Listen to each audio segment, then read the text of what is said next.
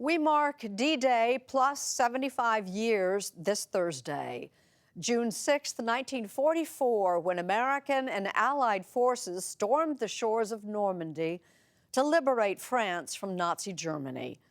Some 24,000 troops parachuted into battle that day, an act of courage volunteers of our own time are determined to honor and remember. Our cover story is reported by Richard Schlesinger.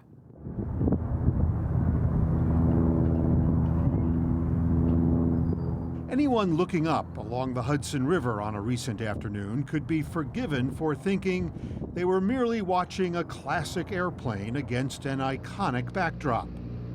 Should have New York playing in the background. There's a helicopter. What they were really witnessing was a major milestone, one stop in an unlikely journey that had every reason to fail. Miss Montana is 75 years old and hadn't flown in 18 years. She was a museum piece in a hangar at the Missoula, Montana airport. They spent more than a year going all over this C-47, tinkering and tightening, lubricating and calibrating.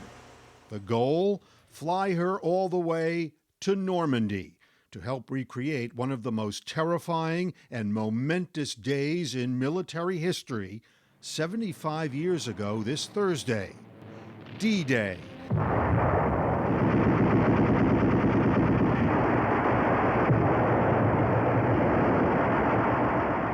When 175,000 Allied troops and 50,000 vehicles went up against a well-dug-in enemy and changed the course of history. It is a powerful motivation for the people working on this airplane who faced an immense challenge. If I'd have known how much work was needed, we might not have started this thing. But Brian Douglas is one of the pilots. For Miss Montana, this is a chance for valor that was denied her by timing. She was built in 1944, but by the time she was ready to go into battle, the war ended. We sort of look at this mission as finishing what she was built for. So maybe Miss Montana will get a little glory Maybe. 75 years later. Well, she'll get glory. If all goes as planned, this plane will join 14 other American C-47s and another group from Europe to retrace the route across the English Channel taken by roughly 850 of these aircraft on D-Day. Well, in my opinion, the C-47 is one of the greatest planes ever built. Well, this is the parachute wings. There's the 2 stars in it for 2 combat jumps. Dan McBride was a parachutist with the 101st Airborne. He was one of the first men ferried across the Channel that day. He's 95 now and still remembers D-Day in detail.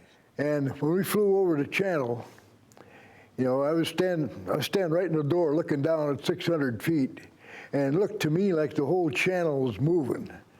I honestly didn't believe there was that many ships in the world. And you know, it was the greatest sight I think I've ever seen. He spent a lot of time in C-47s, but there weren't many good times. No, we, when they started shooting at us, you know, we wanted to get the hell out of this thing, you know. But, yeah, you could hear bullets hitting it. You know, it sounded like rain hitting it. And then the anti-aircraft fire, somebody says, hey, look at the flares. Ain't no flares. Jeff Weitzel has heard stories like Dan McBride's through the years, and they have moved him. When you get up tomorrow morning and you see the sun come up, please thank God for our veterans. And that's part of the reason why he signed on as chief pilot for Miss Montana. It's really about paying proper tribute. Those folks in World War II are all passing away now. This thing we're doing in Normandy is probably the last time they're going to have a proper tribute paid before they're all gone. So, yeah, there's a deep-seated mission here for me. Accomplishing that mission means defeating the forces of time and circumstance. Shortly after the war, this plane crashed into the Monongahela River in Pittsburgh and sank. After she was raised from the bottom, she flew for years for the Johnson Flying Service, taking firefighters to remote blazes in Montana forests so they could parachute out to extinguish the flames. Over the years, the plane built a following, and there was no shortage of volunteers, some dressed in period costume, willing to help get her airborne again. Crystal Schoeneman has been there almost since the beginning. Every weekend for 10 months, plus 2 weeks over Christmas, it's consuming. It's consuming in the best possible way.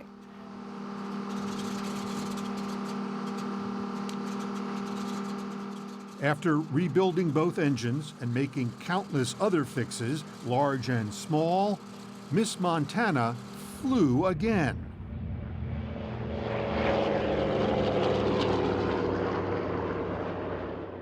Two weeks ago, she made a triumphant pass over home base and headed east.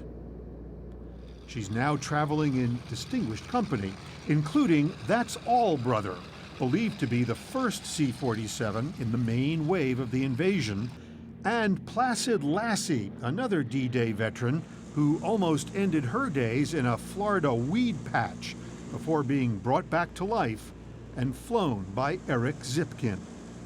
I mean, this saw a lot of action. Saw an enormous amount of action, yeah. I mean, it's extraordinary that I'm able to fly around in an airplane that, not only an airplane like this, but this actual airplane. The rivets that kind of surround me flew over the beaches of Normandy in 1944. They will try to do most everything the same way as many of these same planes did during the war. They will drop parachutists. And the wind takes you, and you're flying this way, and within 4 seconds, your chute's open. Including Kim Maynard, who used to jump into wildfires to fight them, and her husband, Al Charters, a retired Special Forces officer. If we don't do it well, and we don't do it accurately, shame on us. This is personal for him. The invasion, the fierce fighting, and the determination of the Allied troops who suffered staggering losses is not just part of world history to him, it's part of his family's history. It's the same airspace that my father flew in 3 times on D-Day 75 years ago. So to share that airspace is perfect. This morning, Miss Montana is in England. She made it across the Atlantic, along with Placid Lassie and the other airplanes waiting for the anniversary. It will be the culmination of that unlikely journey that began more than a year ago. If all goes well, it will end in honor for the D-Day soldiers and glory for a vintage airplane that, without this mission, might never have flown again.